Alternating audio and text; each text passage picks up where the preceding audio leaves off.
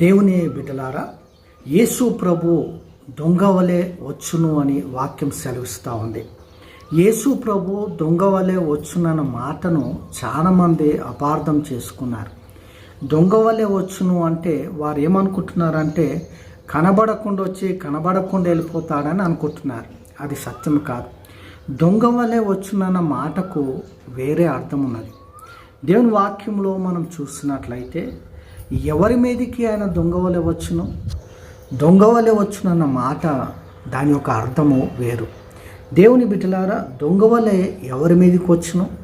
విశ్వాసుల మీదిక లేకపోతే అవిశ్వాసుల మీదిక?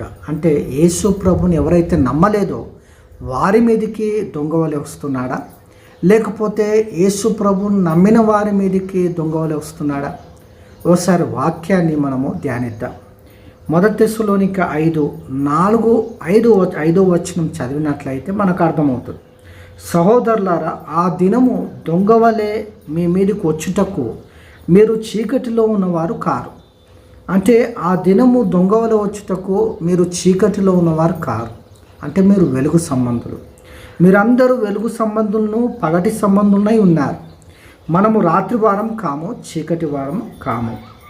దేవునికి మహిమ కలుగును గాక. అంటే క్రైస్తవుల మీదకి, యేసు ప్రభునందు విశ్వాసం ఉంచిన వారి మీదకి ఆయన దొంగ వలె రావటం లేదు.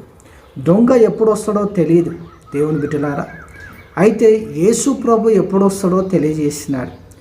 ఏం తెలియజేసినాడు అంటే సూచనలను గుర్తించండి, సూచనలు జరుగుతుండగా నా రాకడ సమీపించింది అని వాక్యం సెలవిస్తూ ఉంది.